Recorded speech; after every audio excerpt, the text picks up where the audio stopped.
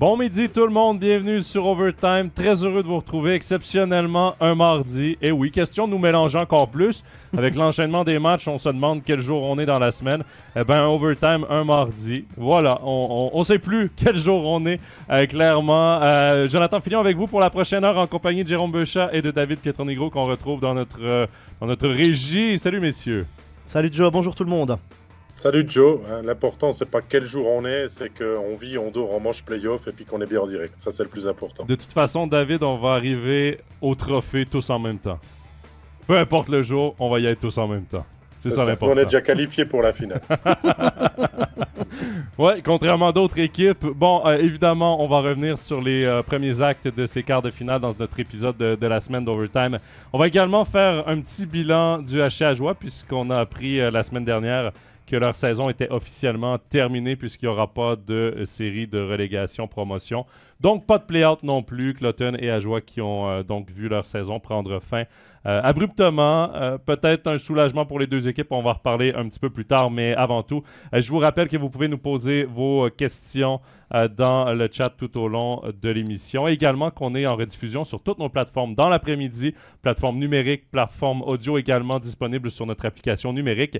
Et finalement, la rediffusion de l'épisode de la journée, je crois que c'est sur MySports 1 à 18h30. David, tu me corriges si je me trompe? 18h30? Si match ce soir, on diffuse à 18h30, oui. Comme ça, on colle avec le studio de ce soir. Voilà, et comme il y aura un studio et un match ce soir, eh bien 18h30, voilà. Donc la rediff pour ceux qui ne peuvent pas passer l'heure du dîner avec nous.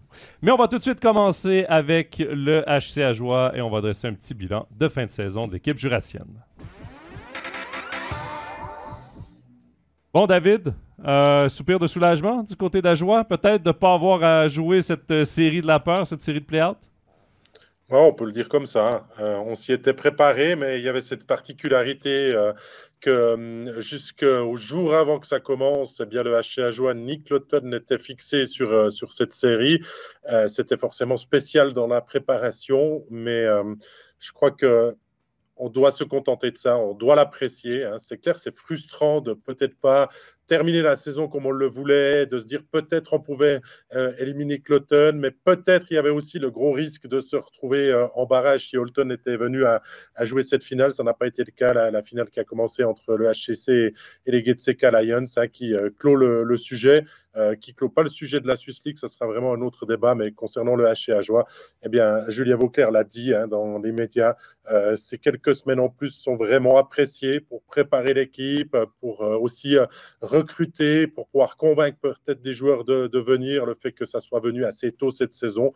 Et pour les joueurs, ben, quand même, la saison a de loin pas été catastrophique de bout en bout. Il y a eu des moments compliqués, il y a eu des bons moments aussi, mais de pouvoir terminer, de pouvoir tourner la page en se disant c'est le dernier match de la saison régulière qui fait foi et puis on en reste là. Maintenant, on apprécie aussi un petit peu plus de repos et on reviendra plus vite à l'entraînement pour préparer avec du mordant la saison prochaine. Je crois que c'est vraiment pas de refus. Il y a un petit manque à gagner, bien sûr, avec les matchs que Ajoie aurait pu jouer, mais ce petit manque à gagner, je crois qu'il est compensé par le fait que Ajoie sauve sa place en National League. Bon, Jérôme, David l'a dit, il y a eu des bons, des moins bons moments dans la saison du HC Ajoie, des moments encourageants, mais il y a quand même un fait exceptionnel, une première du côté du HC Ajoie depuis leur montée en National League, c'est que l'entraîneur qui a commencé la saison l'a également terminé. Donc, est-ce qu'on peut voir ça comme un pas en avant pour une équipe qui a quand même terminé 14e pour une autre saison? Alors, c'est assez paradoxal avec Ajoie parce que j'ai l'impression que sur le jeu, ils ont été meilleurs que les années d'avant. D'ailleurs, on a vu, cette année, ils n'ont pas pris de volée. Ils ont toujours été au contact. Ils ont perdu je ne sais pas combien de matchs d'un seul but ou de deux, mais le deuxième but, c'est un but dans la cage vide. Donc, on a vu qu'ils étaient au contact. Et paradoxalement, ils ont fait moins de points que l'année passée. Alors, ils ont mieux joué, mais ils ont fait moins de points. Est-ce que ça veut dire que les autres équipes se sont aussi améliorées, peut-être plus qu'Ajoie cette saison? Je ne sais pas, mais en tout cas, il y a du point positif. Et honnêtement, cette année, il n'y avait pas de quoi se séparer de Christian Volvens.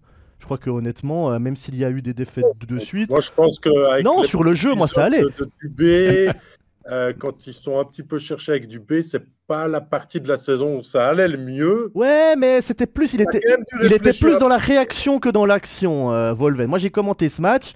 C'est vrai que Fribourg s'est plaint pas mal de fois sur les décisions arbitrales et puis au bout d'un moment, Volvent a un peu fait remarquer à Fribourg, écoutez, à ce moment-là, vous étiez leader, vous jouez contre le dernier, vous n'avez pas à vous plaindre. Moi, ce que je regrette honnêtement, et je trouve que la Ligue, elle se met un autogol, c'est qu'il n'y ait pas de play-out et puis qu'il n'y ait pas de promotion-relégation. Parce que le sport, c'est fait de quoi? C'est fait d'émotions, c'est fait de grande joie pour un titre ou pour une promotion, et c'est fait de frustration et de déception. Et c'est ça qu'on aime dans le sport, ce sont les émotions.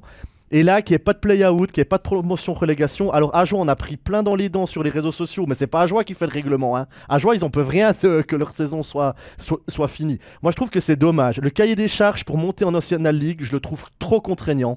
Je trouve pas normal qu'il n'y ait que 2 équipes de National League qui peuvent prétendre à la promotion. Moi, je trouve que c'est pas bien. Pour les joueurs, c'est pas bien. Pour le public, c'est pas bien. Pour une région, c'est pas bien non plus. On voit dans beaucoup de sports, par exemple, je prends en Angleterre, en Première Ligue, il y a un petit club qui s'appelle Luton qui vient de monter en Première Division. Ils ont un stade qui est pas aux normes. La seule chose qu'ils ont dû changer, c'est l'éclairage pour que à la télé, ça passe mieux parce qu'il y a des matchs le soir. Et voilà, c'est un stade vétuste et c'est aussi ça la beauté du sport, c'est que tout d'un coup, il y a des grandes stars qui arrivent sur un match dans un stade vétuste, dans un petit vestiaire qui n'est pas forcément énorme, avec des conditions un peu compliquées, et puis il faut s'adapter. Bon. Et c'est ça le charme du sport. Ce point du règlement, il arrange vraiment les équipes de National League. Ah bah oui, forcément. La division National League et Swiss League et qu'ils ont créé leurs 2 SA, c'est clair que ça a amené cette situation-là. Donc Ajoie va pas s'en plaindre, vu qu'on est en train de parler de... Ah bah non, Ajoie va pas s'en plaindre. De la Swiss League, regardez ce que fait Holton le lendemain. Ils annoncent que peut-être qu'ils vont demander leur rétrogradation Je trouve ça vraiment dommage. En Hockey League suite à ça, pour un petit peu faire bouger, parce que la Swiss League est quand même dans une période, on va dire, de grande remise en question en ce moment-là. Ouais, puis la Swiss League... Si on se pose côté jurassien, on a du temps pour préparer le futur. On a déjà commencé, il y a des rumeurs qui arrivent aussi, donc tout est plutôt positif quand on est du côté du soleil jurassien. Mais à quel point positif? Moi, c'est ce que je me pose comme question, parce que pour l'instant, on a annoncé quelques signatures, mais encore là, c'est pas des signatures d'impact au niveau des joueurs suisses. Évidemment, Benjamin Konz, c'est un gardien qui a de l'expérience. Ouais. Qui va partager la tâche avec Tchatcho, qui, honnêtement, est l'un de mes points positifs de cette équipe d'Ajoie cette saison. Il a fait une très, très grosse saison.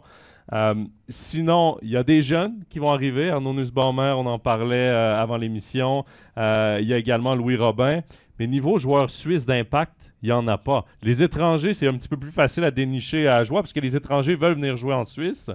D'ailleurs, il y a le Finlandais, là, je vous laisse Turkulainen, Jerry de son prénom. Voilà, Jerry. Un nom qui ne fait pas du tout finlandais, mais bon. Peut-être Yeri, je ne sais pas. Yeri, allons-y pour Yeri. Ça fait plus finlandais. Mais il a un beau potentiel. Donc, les étrangers, encore, ce n'est pas le problème du côté d'Ajoie, c'est plus les joueurs suisses.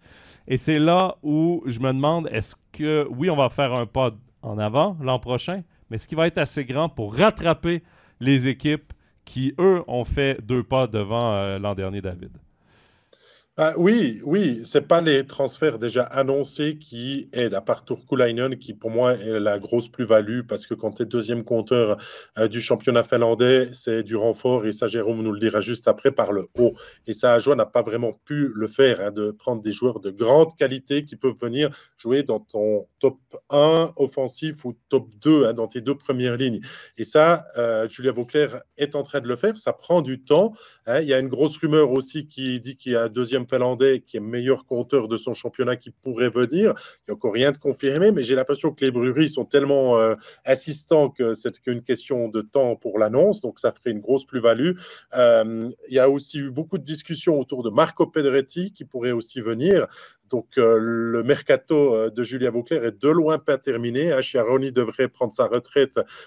Il l'a laissé entendre dans le quotidien jurassien. Donc, ça, il faut aussi penser à remplacer ça. Donc, les transferts annoncés, bien. Ce qui arrive, plutôt très bien. Et on peut aussi laisser peut-être un peu de crédit à Julien Vauclair de nous préparer encore quelques tours de sac. Mais moi, je n'ai pas peur des étrangers, parce qu'on va devoir prendre un virage un petit peu avec ceux qui ne seront pas reconduits. Il y a encore des contrats qui sont valables. C'est plus au niveau des joueurs suisses maintenant que Ajoie va devoir un petit peu peut-être sortir le porte-monnaie et convaincre, parce que sortir le porte-monnaie, c'est un truc, mais convaincre les joueurs de venir dans le projet jurassien-là établi pour une 4e saison en National League. Parce qu'il y a, c'est qu'il n'y en a pas beaucoup des joueurs d'impact suisses, de joueurs suisses d'impact qui sont encore libres. Et ça, Il y en a- souvent, il y en ils a ont déjà des longs beaucoup qui ont contrats avec des qui ont des longs équipes riches, contrats. ouais. Mais ce qu'il faudrait à Ajoie, c'est comme tu l'as dit, David, c'est se renforcer par le haut, ce qu'ils n'ont pas fait jusqu'à maintenant. Mais s'ils engagent effectivement Oula Palvé, comme il y a les rumeurs, ils ont déjà Turkulainen, tu pourrais dire, bah, ok, on fait une grosse première ligne.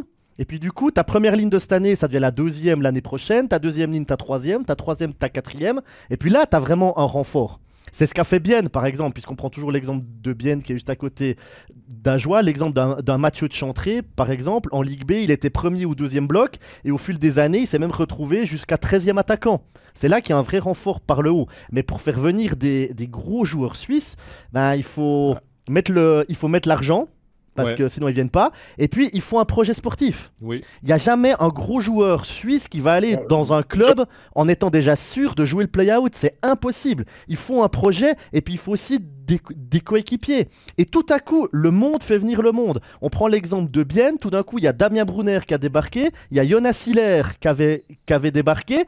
Et puis quand tu es suisse, tu te dis, attends, là, il y a un club qui me propose de venir. Ils ont Hiller, ils ont Brunner. Si eux sont allés, c'est que le projet est bon, ils font confiance, donc j'y vais aussi. Et le monde amène le monde. Mais il faut commencer. Et c'est là que pour l'instant, j'ai l'impression qu'il faudrait qu'un ou deux Suisses commencent à signer et le monde va venir le monde. Alors, en engageant Turkulainen, c'est déjà bien parce que peut-être que les gens vont se dire « Ah, si Turkulainen va là, c'est qu'il y a un projet. Si Oula Palvé arrive, peut-être que Palvé arrive parce que Turkulainen a déjà signé. » En se disant, il a signé, j'y vais aussi. Si Pedretti va, on sait que Pedretti, c'est un joueur polyvalent. Vous pouvez l'utiliser à 5 contre 5, à 5 contre 4, à 4 contre 5. C'est un bosseur, il met de l'énergie, il va dans les bandes. Donc je pense que ça, c'est vraiment un renfort, Marco Pedretti, pour le HCA. Mais il faut d'autres joueurs maintenant. J'ai une question d'Hervé Comment dans le chat qui dit « Je suis certain qu'il y a un véritable projet avec Volvo qui est possible à long terme. Il a monté une vraie défense. Le duo de gardiens cette année a été bon, on l'a dit. Celui de l'année prochaine avec Benjamin Kontz et Tchatcho, j'aurais aucun doute. Donc, il faut construire et bâtir une vraie attaque. Parce qu'on a vu quand même qu'Ajoie a perdu des matchs de un but. Ben, c'est aussi parce qu'ils se sont cassés les dents. Parce que les actions, ils les ont eues. Ils ne les ont pas transformées. Et de trouver peut-être plus des buteurs et un des buteur suisse, un ou deux buteurs suisses, il faudrait. Honnêtement, moi je trouve le commentaire est très bon. Il y a une chose par contre, je pense pas que Volvend est vraiment un élément qui attire des gens dans le Jura. Parce que Volvend, sur une saison avec des joueurs, ça peut aller. Sur 2 saisons, ça commence à... les relations commencent à être un peu plus tendues. C'est vraiment un coach un peu bipolaire avec ses joueurs qui parfois est le meilleur ami des joueurs. D'autres fois, il parle pas il regarde plus les joueurs, il fait semblant de pas les voir. C'est un coach, une personnalité qui est difficile à prendre ou à juger pour les joueurs. Donc parfois, il peut être un peu plus un élément de discorde qu'un élément rassembleur. Mais il a quand même réussi à tirer du bon de cette équipe-là dans les circonstances. Les 2 gardiens suisses, TJ Brennan est encore sous contrat, messieurs, si je ne me trompe pas. Allons-y avec une grosse défense suisse. Allons chercher des défenseurs défensifs suisses le plus possible et mettons 5 étrangers devant. Moi, c'est comme ça que j'irais. Signons 6 étrangers attaquants déjà. Puis si parfois on peut se passer de Brennan derrière, ben allons-y vraiment. C'est sûr qu'il faut un carrière défenseur, il en faut un et c'est Brennan. Mais il faut miser sur des étrangers, des attaquants étrangers parce que un Greg Hoffman, un Lino Marchini, nommez-les, des joueurs suisses de talent, là, des attaquants suisses établis dans notre championnat, il n'y en aura pas qui vont traverser à Ajoie simplement parce qu'ils sont déjà sous contrat. Ils sont déjà sous contrat, donc misons sur des attaquants suisses pour créer de l'attaque. Puis utilisons les éléments suisses qu'on a sous la main en ce moment pour être de la profondeur. Moi, j'ai pas de problème à avoir un Thibaut Frossard comme joueur de profondeur. C'est un bon joueur de profondeur à Ajoie, mais il ne faut pas le placer sur un premier bloc, il ne faut pas le voir comme un premier centre. Et c'est là où des étrangers, en amenant des étrangers intéressants, des attaquants étrangers intéressants, ben, ça replace un peu tout le monde dans une chaise qui lui va peut-être un peu mieux. Les premiers pas ont été posés et je trouve que c'est plutôt intéressant d'avoir ce temps. Temps de ne pas se batailler et de laisser passer peut-être des contrats parce que tu es toujours en play-out contre Cloton ou tu es en barrage contre Holton si ça avait été le cas. Et tout ce temps-là, je pense que c'est du positif pour ce qui peut arriver cet été au HCA. Messieurs, c'était le bilan de la saison du HCA, mais il y a quand même une question de Jérémy, là, une petite parenthèse genevoise. Évidemment, on ne pensait pas parler nécessairement de Genève dans cette émission, puisque leur saison est terminée. Évidemment, le bilan a été tiré de Genève dans le dernier épisode. Mais il y a la rumeur persistante qui vient avec Michal Spacek qui aurait signé à Genève pour remplacer Valtteri Filppula. Il veut notre avis. Est-ce que c'est positif ou non? Messieurs, rapidement, je vais dire que honnêtement, je pense que pour Genève nous a souvent habitués à aller chercher des joueurs nord-américains, des joueurs qui n'évoluaient pas dans notre championnat. On ne sait jamais à quoi s'attendre. On a vu avec Maninen, un joueur très prometteur qui a terminé top scorer de l'équipe, mais qui a mis du temps avant de s'adapter à notre championnat. Avec Spacek, c'est un joueur de 50 points dans notre championnat. C'est le troisième meilleur pointeur du championnat cette année. Donc, tu sais qu'offensivement, tu vas en tirer beaucoup. Par contre, tu sais que dans ton territoire, il va donner des cheveux blancs à Yann Cadieux. Ça, c'est certain. Le staff d'entraîneur ne l'aimera peut-être pas dans son territoire, mais par contre, en zone adverse, ils vont l'aimer. Et c'est peut-être là où il peut ramener un peu de punch offensif à Genève. Et ça peut être très positif. Et en plus, cette saison, il a eu 1 mois et demi de totale errance où il était complètement décroché et plus du tout présent. Et il finit quand même 3e meilleur compteur. Donc, c'est vous dire le talent offensif du joueur, hein, qui a certes un peu disparu en play-in. Mais en engageant Spacek, ce n'est pas encore confirmé. Genève, au niveau du talent offensif du joueur, ferait un très grand coup. On en a l'habitude, et c'était sûr que pour remplacer Filppula et les autres qui partent, que ça soit Winnick, tu dois les remplacer par des joueurs de ce niveau-là. Ouais. Et pour ça, je ne me fais aucun souci que Marc Gauci a senti le flair. On le laissait du côté de Bienne. Le fait qu'il n'y ait pas encore d'entraîneur nommé, il a peut-être décidé d'aller un petit peu plus loin et au bout de la Romandie, au bout du lac pour 2 ans. C'est ce qu'on annonce. Mais franchement, un joueur qui connaît notre championnat, qui est 2 fois 50 points, tu ne te trompes pas en principe. Non. Et la constance, ça ne se travaille pas malheureusement. Mais si il trouve en constance à Genève, évidemment, ça va être l'un des meilleurs joueurs de notre championnat. Messieurs, on va avancer dans cette émission. On va parler évidemment du début des quarts de finale qu'on a pu vivre depuis samedi. Et on va commencer avec l'équipe qui était dans notre match studio d'hier, Fribourg-Gotteron. Fribourg qui affronte le HC Lugano et qui a pris les devants 2-0 dans la série avec une grosse victoire à domicile de 6-2 samedi. Une victoire vraiment en sens unique de Fribourg. On a vu une bonne première période, probablement la meilleure période de cette série de Lugano dans le match d'hier. Ça a été un premier tiers très bien disputé. Les deux équipes ont eu des moments forts. Mais Fribourg fait ce que Fribourg a fait de mieux cette saison. Chaque petite chance termine au fond. Ils font payer les adversaires cash.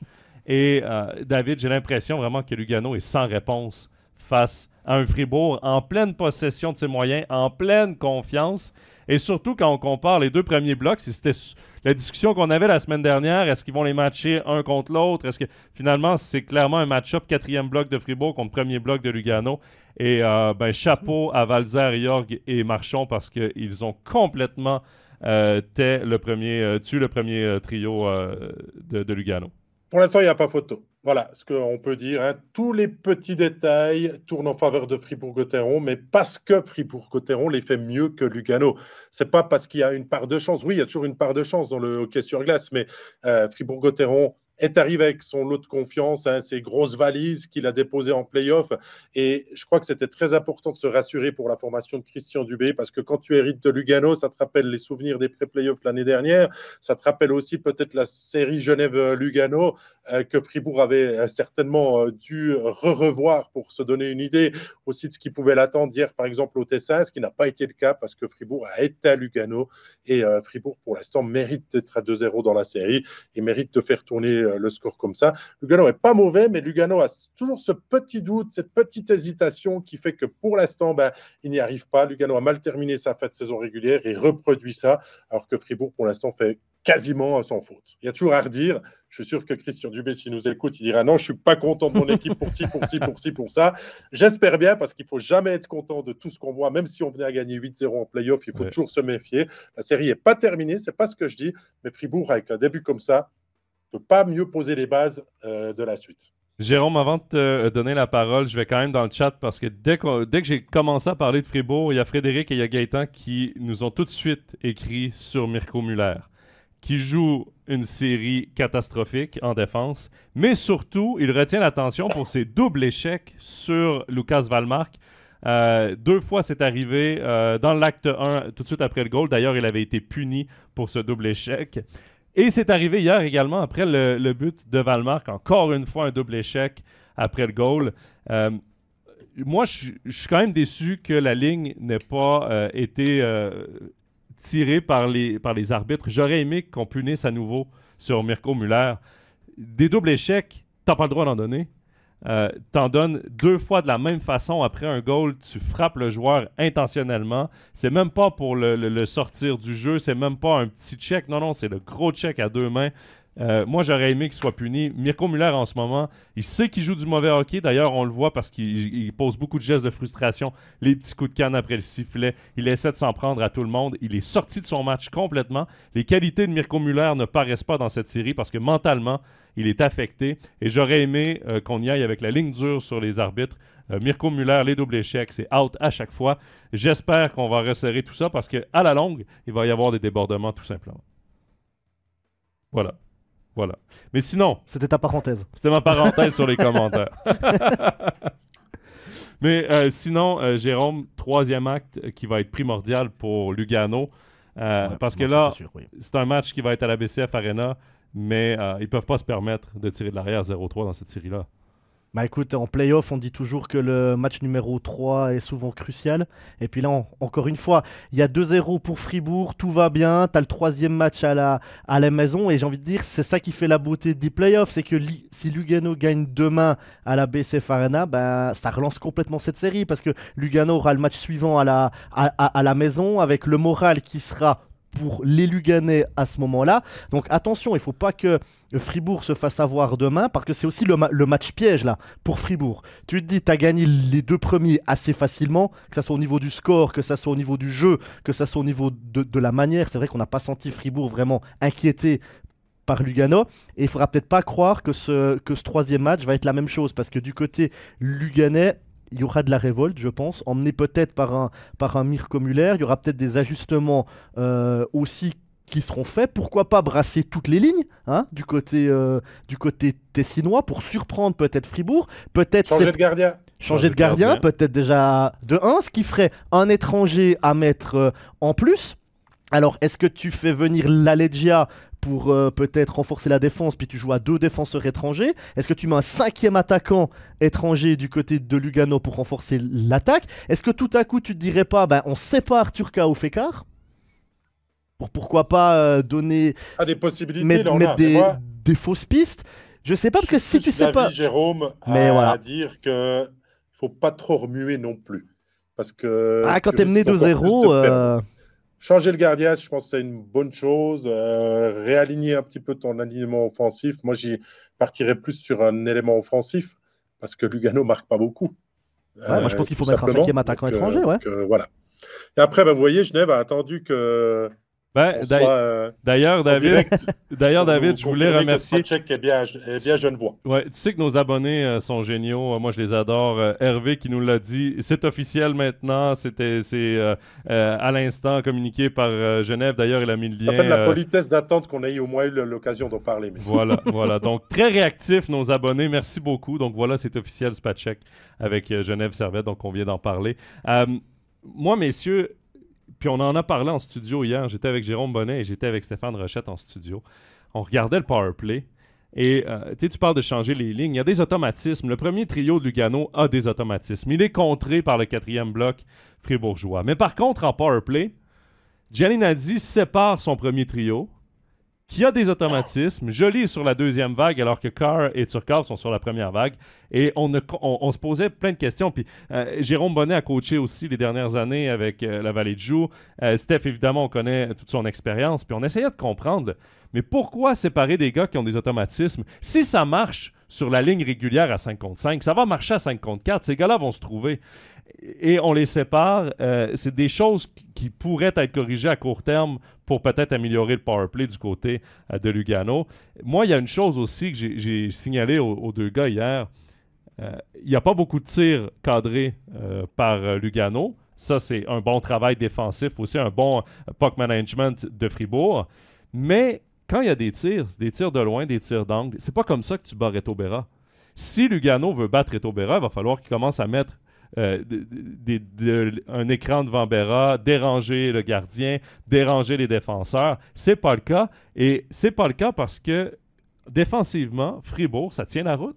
C'est ça. Ils sont solides, ils donnent pas le centre de la patinoire, ils protègent leur gardien. Puis tu protèges le centre. Reto Berra, les tirs d'angle, il va les arrêter. Donc, c'est un très bon travail de Fribourg. Et Gianni Nadi, là, en ce moment, il doit se gratter la tête et dire elle est où la solution? Elle est où la solution? Mais elle est dans le match-up. Simplement des émotions. Parce que Lugano est même pas en train vraiment de se rebeller ou de jouer à la limite, comme contre Genève en quart de finale l'année dernière où ça avait été très très chaud. Le public aussi hier, franchement, après le deuxième tiers, était éteint. Donc, ce n'est pas l'habitude des tifosi au sud de notre beau pays. Ça allait avec l'équipe. Ça allait de pair avec l'équipe. Ça allait avec l'équipe, mais aussi parce qu'il faut y revenir. Fribourg fait tout juste. Les Suédois sont en feu. Wallmark avait été blessé en fin de saison. Il revient, il est décisif et on leur laisse beaucoup d'espace. J'ai l'impression qu'on a trop peur d'eux et qu'on préfère faire un coup de patin en reculant que d'aller peut-être plus près au marquage, quitte à se faire déborder. Pour l'instant, ce n'est pas la bonne technique non plus. Et toutes les lignes aussi de Fribourg marquent. Donc, il y a cette profondeur et cette qualité-là aussi qui fait. Doublé de Sandro Schmidt, but de Nathan Marchand. Le danger vient à tout moment du côté de Fribourg. Donc, pour l'instant, le récital, et si on en arrive à discuter aussi longuement de l'adversaire, c'est que Fribourg est en train de faire déjouer Lugano et de s'assurer pour l'instant un début de série idéal. Mais ils se font avoir au niveau du match-up, je trouve. Lugano, par exemple, hier dans le match Bienne-Zurich, dès que Bienne mettait son 4e bloc sur la glace, mais pas pour un engagement, quand il y a le roulement des lignes, Crawford rappelait directement sa ligne sur le banc et mettait Andrighetto et Malguin. Et j'ai l'impression que Gianni Nadi, il est en train de se faire complètement avoir par le match-up mis par Christian Dubé. Il arrive jamais, Gianni Nadi, et on l'a même vu hier à Lugano, alors qu'il avait le dernier changement, il a jamais réussi à mettre ses lignes de parade contre une ligne, entre guillemets, un peu plus faible de Fribourg. Ouais. Il a essayé. D'ailleurs, en première période, il a réussi quelques fois. Ouais, ce sont les meilleures présences de son premier trio. Mais sur tout le match, c'est vrai que Dubé a out-coaché, on va le dire comme ça, là, entre guillemets. Il réussit en ce moment, tout ce qui touche tourne pour lui. Il réussit à avoir l'avantage sur son vis-à-vis. Il y a eu juste, à la limite de la limite, la charge de Dido sur Marco Müller. Ouais. Pas de nouvelles ce matin, pas de nouvelles pour le moment. Il a fini avec l'arcade ouverte et le visage en sang. Sur une charge appuyée et haute de Dido. C'est peut-être le seul moment où on a aussi vu un Dido aller au-delà de la limite et pas être focus sur le jeu comme il est très bon pour l'instant, je trouve aussi Di Domenico dans l'apport qu'il peut faire en deuxième vague. Pour finir sur Fribourg et pour revenir sur cette charge, évidemment, on l'a analysé, nous, en studio hier. Moi, ce qui me frappe le plus, c'est qu'on n'a pas vraiment l'angle parfait pour juger le premier contact, il est où. Parce que la tête de Müller est un peu derrière le corps de Dido sur les ralentis qu'on a. On voit, oui, que ça touche à la tête, mais est-ce que le premier contact à la tête ou non? Müller perd un peu l'équilibre aussi, ce qui fait qu'il baisse la tête. C'est pour ça que je dis, Joe, qu'il est peut-être allé trop loin. C'est sans vraiment pouvoir avoir les bonnes images. Il n'est peut-être pas obligé de faire ce geste. Non, plus. Surtout qu'il y a le gros slashing avant qui aurait pu être puni. Et ensuite, il va chercher le check à la tête. Mais bon, on ne changera pas Dido. Mais quand même, en 2 matchs, tu vois que son équipe gagne. Il n'a pas trop de frustration. On en parle pour les bonnes raisons. La 3 assists en 2 matchs. Donc, voilà. C'est quand même du bon Dido. A entièrement raison dans le chat. On va toujours. Il y a Thierry qui dit d'abord Fribourg a aussi son niveau de jeu physique aussi pour répondre à Lugano et ne pas être mangé là-dessus. Et Gaëtan qui dit les rôles sont bien mieux définis cette année et chacun sait ce qu'il doit faire. Et ça, c'est vraiment l'impression que ça en dégage pour l'instant, cette sérénité qu'ils sont en mission. On dit souvent, on disait ça de Genève l'année passée, on dit souvent ça des équipes qui ont l'objectif, bien sûr, elles l'ont toutes dans ces quarts de finale, mais peut-être plus encore Fribourg cette année que les autres. Le plus bel exemple, pour moi, qui résume un peu le commentaire de Gaëtan, c'est Nathan Marchand. Il a joué une grande partie de la saison sur le premier bloc avec Wallmark et Marchand. Avec Wallmark et Sorensen. Et là, il est en quatrième bloc avec Jorg et Valzer. Et il utilise très bien sa vitesse, joue défensivement, pense défensif. Il contre le premier trio de Lugano. Donc, il accepte que sur le premier bloc, il a un rôle offensif. Sur le quatrième, il a un rôle défensif. Et il cadre très bien dans les deux rôles. Donc, tout le monde a un mandat clair. Et ça permet aussi, cette avance de 2-0, d'attendre qu'Andrei Bikov soit vraiment à 100% pour le ramener. Il n'y a pas de presse. Donc, ça, c'est une autre bonne nouvelle. Match 3, vous le voyez comment alors? Fribourg continue de faire ce qu'il fait depuis le début ou le jeu devient différent? Est-ce que ça tourne? Est-ce que Lugano gagne son premier point? Vos avis sur le prochain match de... Moi, j'attends une révolte de Lugano. Je pense qu'ils ne peuvent pas se permettre de continuer comme ça. Moi, je vois bien un brassage des lignes d'attaque, un changement dans les buts, un cinquième attaquant étranger.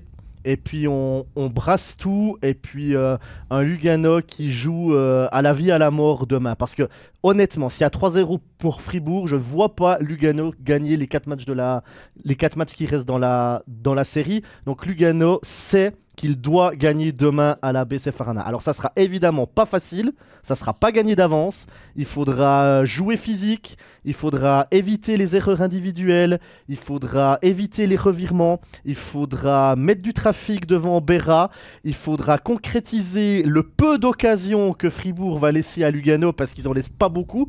Donc c'est compliqué, hein, ça fait beaucoup de choses pour les Tessinois, mais il faut qu'ils entrent dans le match vraiment à fond, et pourquoi pas mettre un but dans les 4-5 premières minutes pour essayer d'éteindre la BCF Arena, parce qu'il y aura une ambiance de dingue demain à Est-ce que c'est vraiment faisable d'éteindre la BCF Arena, messieurs? Non, honnêtement, mais il y aura une ambiance de dingue. C'est moi qui commente mercredi, j'y étais samedi, je m'attends exactement à la même ambiance, c'est impossible d'éteindre cette patinoire.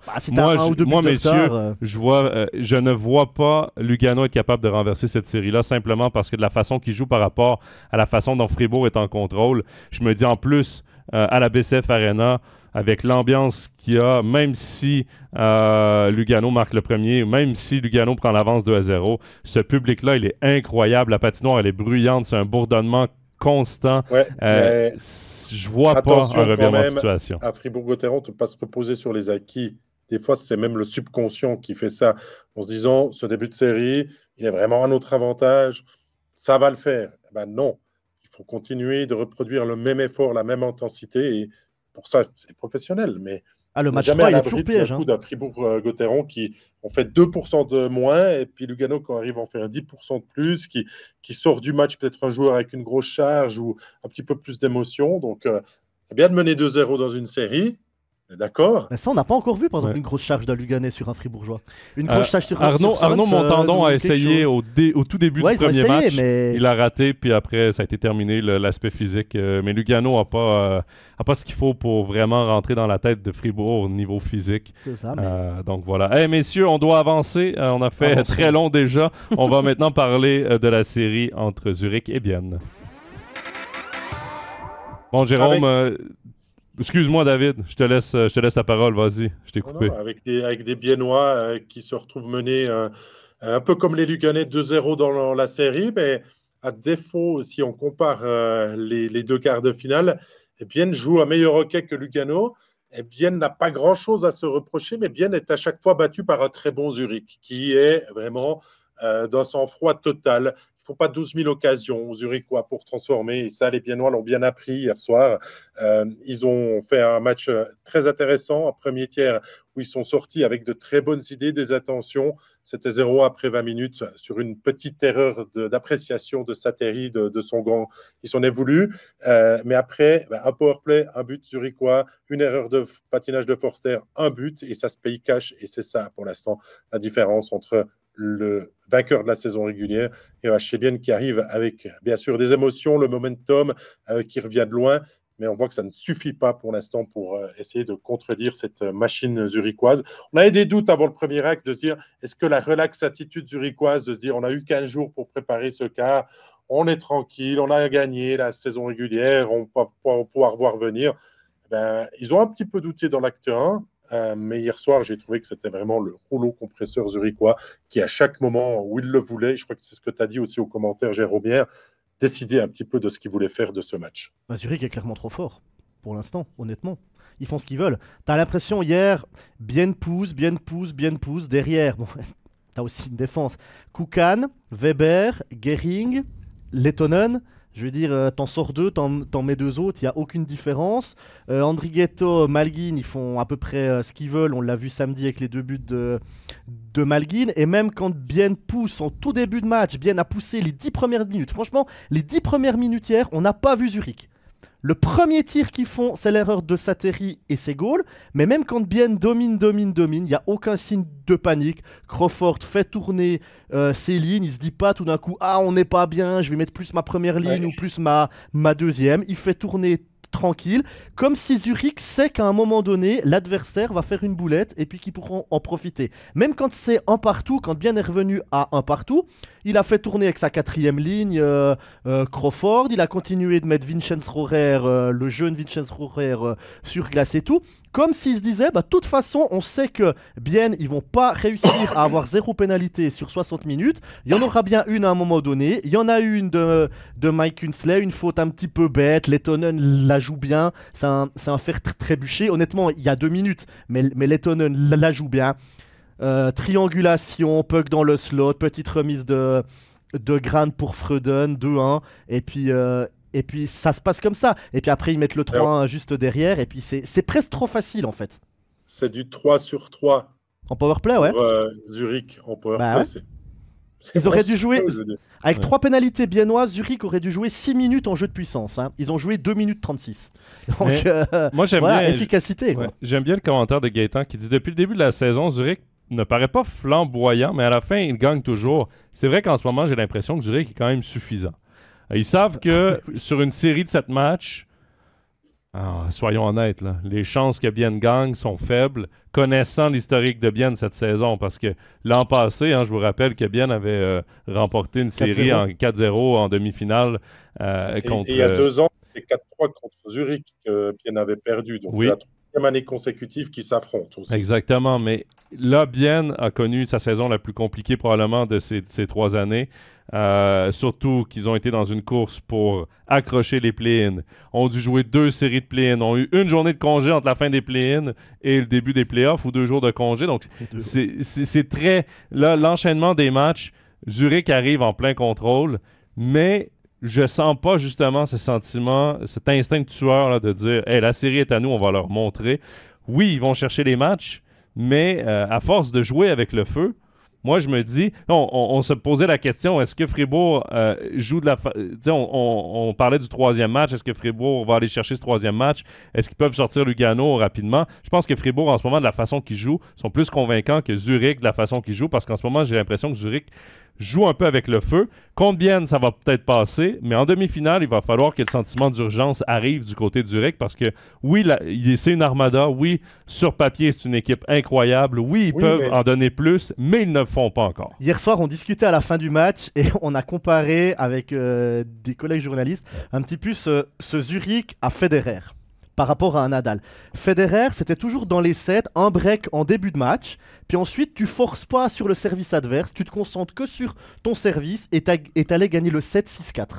Sans grands efforts. Alors qu'un Rafael Nadal, s'il pouvait mettre 6-0, il allait le faire et il allait se battre sur chaque point.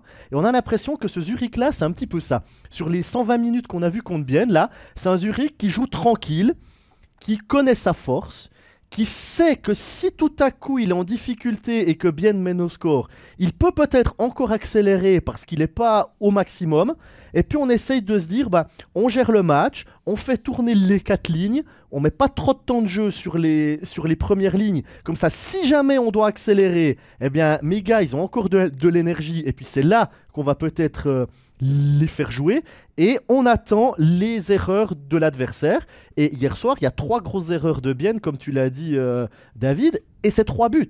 Je veux dire, c'est une efficacité monumentale de la part de Zurich. Mais moi, ce que j'aurais bien voulu dans cette série, c'est que le 3-2 de Bien samedi dure un petit peu plus longtemps, parce qu'au moment où Kunti met le 3-2, 1 minute et quelques après, il y a une pénalité de Buren et Zurich égalise. Donc finalement, Zurich n'a même pas eu le temps de douter. Et puis hier soir, Bien n'a jamais mené au score, alors que dans les 10 premières minutes du match, Bien domine vraiment. Zurich n'est pas là, à part mettre le puck de l'autre côté, c'était pas là. Eponiemi a une grosse chance. Je crois que c'est Brunner qu'on a une aussi. Il y a un poteau dans le deuxième tiers. Et j'aimerais bien demain, honnêtement, que Bienne ouvre la marque et qu'il soit devant pendant un long moment. Et là, on verra peut-être la réaction zurichoise. Et là, on verra peut-être comment joue Zurich quand il est un petit peu piqué. Je pense que Bienne a plus d'arguments entre ses mains que Lugano contre Fribourg. Oui, même tout à fait, ouais. Même que la fatigue entre en jeu. J'ai l'impression aussi, on nous dit dans le chat, ne pas enterrer Bienne trop vite et tout. Ah non, on n'enterre pas du tout Bienne. On n'enterre pas du tout Bienne. Mais j'ai l'impression aussi que ce 2-0 dans la série fait quand même mal au moral des Biennois avec la fatigue qui, vous le savez, quand on perd, se ressent toujours plus que quand on gagne un match. Vous voyez.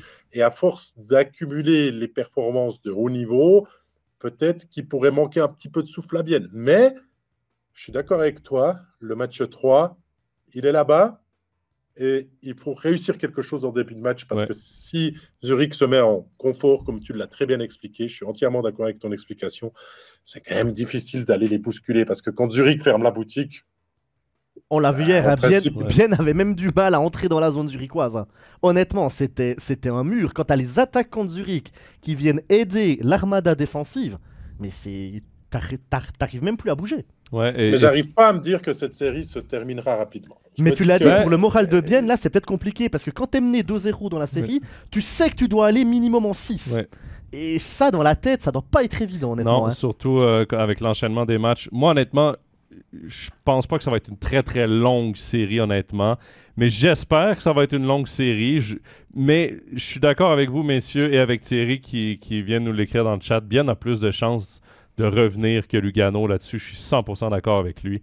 J'ai beaucoup plus confiance en Bienne avec ce qu'ils ont montré sur les 2 premiers actes que Lugano pour un revirement de situation éventuel. Mais ça va être intéressant de les suivre. Je vous rappelle que les actes 3 dans ces séries seront demain soir, donc Joe, à suivre. Je peux prendre le mot de la fin pour assurer la transition. Vas-y. C'est le commentaire de Sandra Pietrini-Mochet qui nous dit dans le chat « Zurich pourrait donner des cours de powerplay à Lausanne. » Je propose qu'on fasse la transition puis qu'on commence à parler de Lausanne. C'est parti. Ouais, Lausanne qui a perdu son premier match en double prolongation face au HC Davos. Bon, ça s'annonce une longue série, j'ai l'impression. C'est 2 équipes qui sont bâties un peu pareil. Moi, je les vois vraiment 2 équipes qui sont capables de créer beaucoup d'attaques, qui ont des bons gardiens.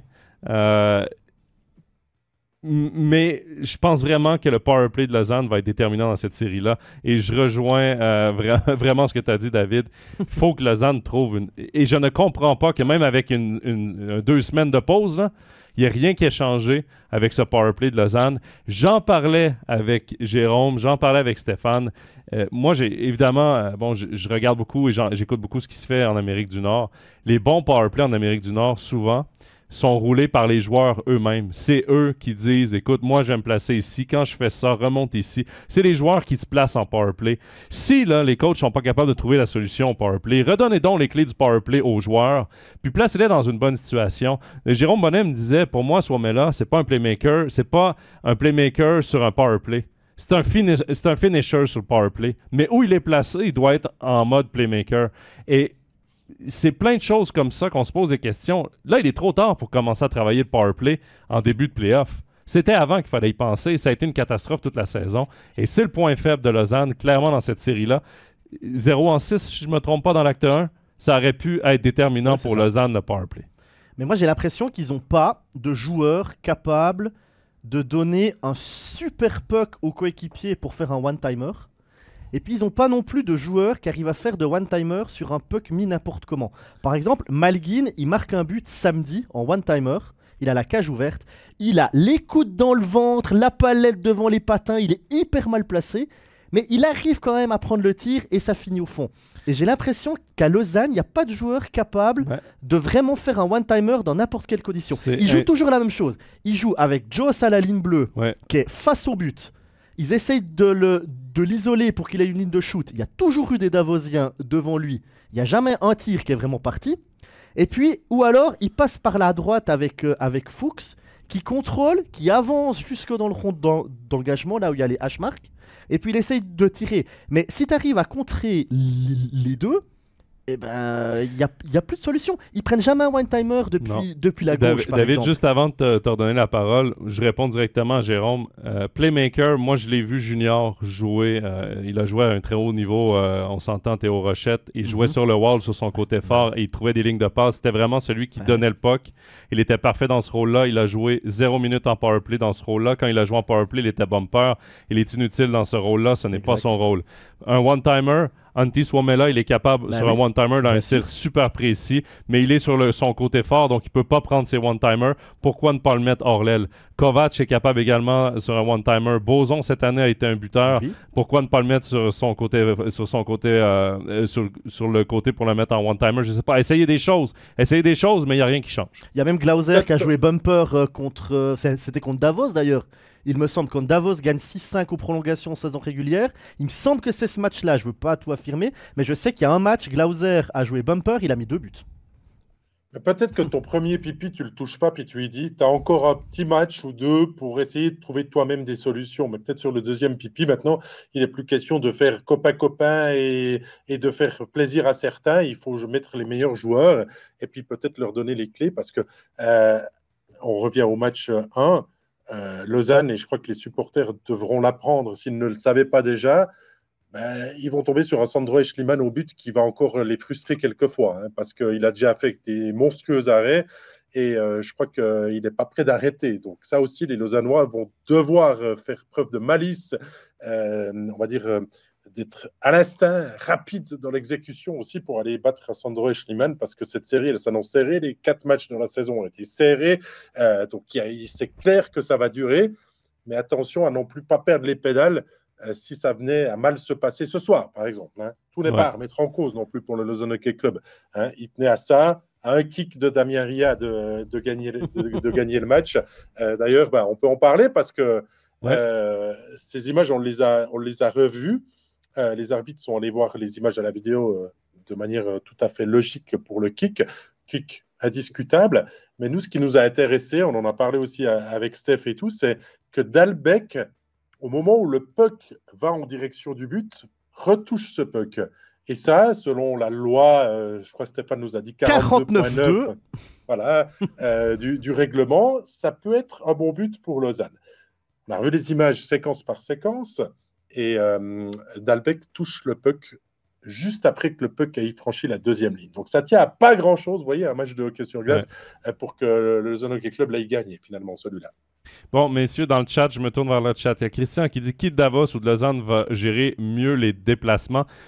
Jusqu'ici, dans ce début de série, Lausanne est allé dormir à Coire hier, donc il était déjà sur place aujourd'hui, donc pas de déplacement dans la journée. Et je crois que Davos est arrivé en avance également à Lausanne, donc peut-être qu'ils vont garder ces déplacements un peu plus tôt. Il y a également, avant de prendre le commentaire de Sandra, il y a notre collègue Pascal. Merci Pascal. Merci Pascal qui dit pour Jérôme, Glauser joue encore comme bumper sur le powerplay. Donc merci Pascal qui était au commentaire des deux premiers matchs, il y en a eu qu'un. Qui sera au commentaire d'ailleurs à Davos ce soir. Donc, impatient d'écouter Pascal. Je ne sais pas s'il est dans le train à nous écouter, mais probablement. Et je prends le commentaire de Sandra. Pourquoi ne pas faire jouer Pala? Messieurs, est-ce que vous vous attendez à des changements ce soir devant la cage? Est-ce que Hughes a assez bien fait, selon vous, pour garder la cage ce soir? Est-ce qu'Apala pourrait revenir? Est-ce qu'on pourrait voir des changements selon vous aussi? Lausanne a quand même pas joué un mauvais match dans l'ensemble. Ça a été bien disputé, cette rencontre. Est-ce que vous touchez à quelque chose? Est-ce que vous touchez à rien? Écoute, moi, je vais commencer à répondre, si tu veux, Jérôme. Moi, je ne change rien. Rien du tout. Parce que le premier match s'est joué sur un petit détail à la 81e minute de jeu. Donc, Lausanne n'a pas fait tout faux. Oui, le powerplay n'a pas fonctionné, mais pour le reste, il n'y a pas à changer. Donc, je redonne la confiance et à Hughes au but et aux 6 étrangers qui sont sur la glace. Et je repars avec un copier-coller de la même équipe pour le match de ce soir. Jérôme? Écoute, Lausanne n'a pas fait un mauvais match, comme a dit David, ça se joue en prolongation, à la deuxième prolongation. Il ne faut pas tout jeter, il faut peut-être faire prendre conscience aux gars qu'il faut être vraiment incisif sur le jeu de puissance. Est-ce que tu changes le gardien parce que tu as perdu? C'est vrai, quand Connor Hughes ou Pache Honnêtement, ils ont les deux livré la marchandise en saison régulière. Je pense pas que ça va changer grand-chose que tu en mettes un ou l'autre. Alors, est-ce que parce que tu as perdu, tu changes de gardien? Je sais pas ce qu'ils ont prévu. Des fois, dans les équipes, c'est comme ça. Quand tu gagnes, tu continues avec le gardien, indépendamment de la performance qu'il a faite. Mais si tu as gagné, tu continues. Si tu perds, tu changes, même si tu as perdu puis que c'est pas de ta faute. Donc, est-ce qu'on va lancer Page ce soir dans les Grisons? Je ne sais pas. Mais c'est surtout sur le jeu de puissance qu'il faut changer quelque chose. Donc, soit tu mets tes mêmes joueurs en jeu de puissance, tu leur montres ce qu'ils ont mal fait et puis tu leur fais prendre conscience que ce soir, si ça se continue comme ça, il y aura des changements pour le 3e match. Ou alors, tu changes déjà... pour ce soir, pourquoi pas faire jouer un Kovac ce soir sur le jeu de puissance? On sait que c'est un joueur qui est pas mal. Alors, il est peut-être moins bon que Salomaki quand tu es à 5 contre 5. Il apporte peut-être moins. Mais lui, moi, je pense qu'il peut vraiment apporter quelque chose en jeu de puissance. Mais à part ça, je ne changerais pas grand-chose. À part un match à Cloton, Kovac, il a quand même pas brûlé la ligue cette saison. Non, il a pas... Peut-être mettre Théo sur le powerplay. Moi, je mettrais presque Théo sur le powerplay, mais ça, à voir. Mais peut-être à Pala, parce qu'à Pala, on nous l'a annoncé longtemps blessé. Il est disponible maintenant comme surnuméraire. Peut-être lui donner du temps de jeu, mais pas tout de suite, parce que ça serait aussi un signe d'aveu par rapport à ce premier acte finalement qui s'est joué sur ce petit détail. Bon, tu dis pas tout de suite, David. Tu as dit avant, il faut peut-être attendre 1 ou 2 matchs, mais si tu attends 1 ou 2 matchs, d'un coup, c'est 0-3 dans la série. Donc c'est ça qui est compliqué en play-off, c'est donner du temps, enfin c'est essayer de pas être dans l'urgence, mais t'es quand même un petit peu obligé de l'être, et c'est là que tu vois que coach, c'est vraiment un gros travail. Hein. Ouais, et messieurs, pour finir un peu sur Lausanne, moi je pense que Connor Hughes mérite un autre départ. Là, c'est 41 arrêts sur 44 tirs, il a fait des gros saves aussi, ouais. Il a fait un bon match. Il y a Christian qui dit ce sont les détails qui vont faire basculer la série. Et Hervé qui dit si possible ce soir la même intensité que dimanche de la part des deux équipes pour notre plus grand plaisir. Et Pascal, on vient de parler de Pascal. Pascal, c'est quoi? C'est l'expert des prolongations chez nous. Hein? C'est lui qui a le plus long match. Donc on peut s'attendre peut-être à des prolongations. Pascal, il attire les prolongations. Donc, pour notre plus grand plaisir. C'est bon pour les bookmakers, ça. Ouais, il faudrait prendre ça comme pari quand Pascal est là, est-ce qu'il y aura prolongation, non? Ce serait intéressant. Pour trahir aucun secret, j'ai écrit à Pascal l'autre soir, je lui ai mis « Salut Pascal, évidemment, la première prolongation était pour toi ». Voilà. Tu peux voir, le message est là. Hein. Messieurs, il nous reste un quart de finale à parler. Évidemment, on va passer un peu plus vite parce qu'il n'y a pas de club roman, mais il faut quand même qu'on en parle. C'est le quart de finale entre Zug et Berne. Les Zougois, messieurs, qui avaient l'avance 3-1 dans leur premier acte face à Berne et tout s'est écroulé. Victoire de 4-3 des Bernois. Messieurs, je vous lance déjà là-dessus. On peut peut-être commencer avec toi, Jérôme. J'ai l'impression que Zug a joué un acte 1 comme ils ont terminé leur saison. Ouais, un acte 1, il y a eu du très bon, le deuxième tiers notamment. Il y a eu du très mauvais, le troisième tiers. Et je suis allé sur les réseaux sociaux de Zug juste après le match. Et tous les commentaires étaient unanimes. C'était... les gars, le match, c'est pas 40 minutes, c'est 60. Le troisième tiers, ils ont dit, on a encore fait la même chose qu'en saison régulière. On était devant, on a donné le puck à l'adversaire, on a laissé jouer Berne. Et puis Berne a fait la différence, avec notamment un énorme Tristan Chervet. Encore lui, les playoffs ont commencé, ça le motive, ça le transcende. Quel travail sur le quatrième but. Il patine.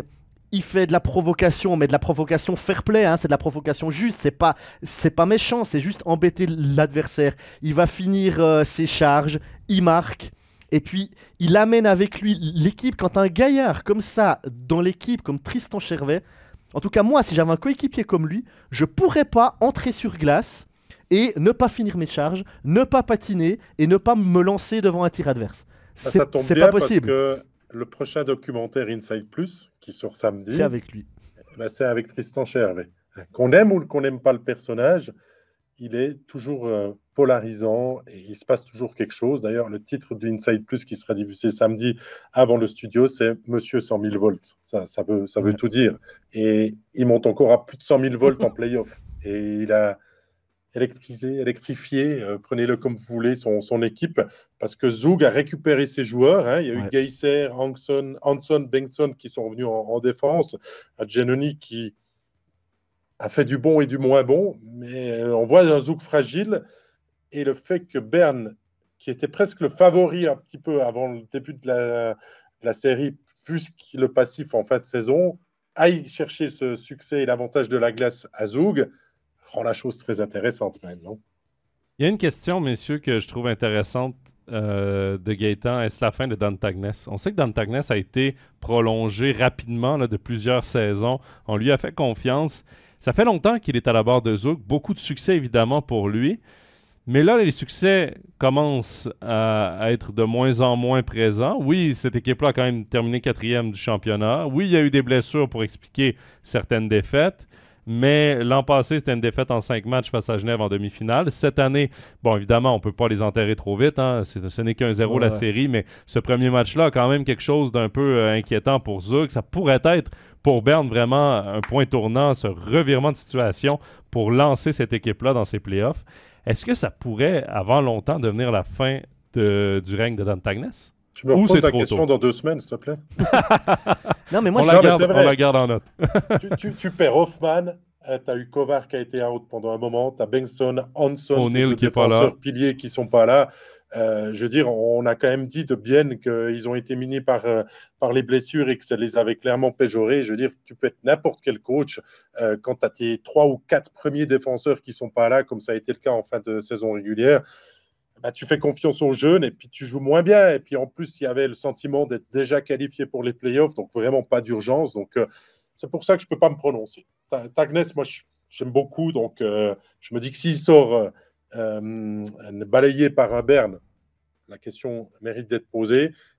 Sinon, pour moi, non, ça reste encore un des hommes forts de notre championnat et un grand stratège. Donc j'attends réaction. Moi, j'ai l'impression que Zug avait gagné ces 2 titres parce que Tagnes avait amené une manière de jouer qu'on n'avait peut-être pas encore vue dans notre championnat.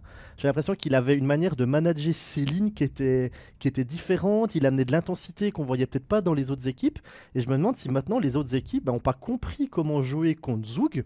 Et puis Tagnes, il n'arrive pas à modifier un petit peu cette façon de faire, parce que Zug, on a l'impression que tout d'un coup, ils jouent par vague, j'ai l'impression, Zug, depuis longtemps. Tout à coup, ils mettent pendant 4, 5, 6 minutes un énorme tempo et ils vont essayer de marquer. Puis tout à coup, ça joue un petit peu plus tranquille, ça se fait des passes défenseur-défenseur, ça va derrière le but, comme s'il fallait un peu reposer tout le monde. Puis tout à coup, ça repart par vague. Et j'ai pas l'impression que dimanche, ils ont réussi vraiment à faire ça contre Berne. Ils l'ont un petit peu fait dans le deuxième tiers et ça a fonctionné, c'est quand ils ont pris l'avantage. Mais le troisième tiers, j'ai l'impression qu'ils ont laissé trop jouer Berne. Mais beaucoup trop jouer Berne. Alors est-ce que c'est de la fatigue? Est-ce que c'est comme tu l'as dit, David, il y a eu beaucoup de blessés, ils sont revenus au jeu, puis ils ont peut-être pas encore le rythme. Il faut quand même donner du crédit à Berne qui a fait un sacré troisième tiers. Ouais. Franchement, ils ont mis de l'intensité. Alors pendant 20 minutes, c'était quand même assez dingue, mais j'ai l'impression que c'est un Zug un peu essoufflé, et honnêtement je me réjouis de voir le match de ce soir. Ouais, on se réjouit évidemment des matchs. Pour terminer, il y a aussi un Leonardo Giannoni, soyons honnêtes, qui n'a pas connu la saison.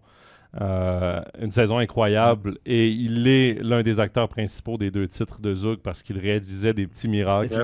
Et là, je ne sais pas si Monsieur Playoff est à court de miracles. On verra un peu plus tard dans la série. Messieurs, ça sonne quand même la fin de cette émission, mais je vais prendre un tout dernier commentaire parce que Christian le dit, je ne veux pas pronostiquer, mais on pourrait avoir une finale Fribourg-Berne comme en 2013. Donc, il se permet quand même de rêver, même s'il ne veut pas pronostiquer. On aura évidemment plus de réponses dans les prochaines semaines, dans les prochains jours, avec la suite des actes 2 dès ce soir, avec Studio dès 19h40 en Free TV, donc sur MySports 1 et sur Léman Bleu. Évidemment, le deuxième match, celui entre Berne et Zug, qui sera disponible, je crois, sur MySports 3 ou MySports 2. Mais de toute façon, tout se retrouve sur nos réseaux sociaux, toutes nos annonces de matchs. Et ensuite, on enchaîne dans tous les matchs à chaque soir. Donc, c'est divisé par 2, là, donc tous les actes qui vont se suivre. Donc, pour notre grand plaisir, on ne chômera pas dans ces prochaines semaines, messieurs. Très bien. Voilà. Très bien. On se réjouit. Oui, sinon, David l'a dit, notre prochaine Inside Plus, ce sera dès samedi. Et sinon, on se donne rendez-vous lundi prochain pour notre prochain épisode d'Overtime. Si je me trompe pas, c'est lundi prochain. Mais en tout cas, Suivez-nous quand même sur les réseaux sociaux pour ne rien manquer. Moi, je sais plus. Il n'y a plus de jours, de toute façon. Il n'y a plus de jours, il n'y a que des playoffs. Voilà, pour notre très grand plaisir. Jérôme, David, merci beaucoup. Merci également à tout le monde qui ont participé dans le chat. Toujours très intéressant de vous lire. Et à très bientôt. Une belle semaine. Bye-bye. Bye-bye. Ciao, ciao tout le monde.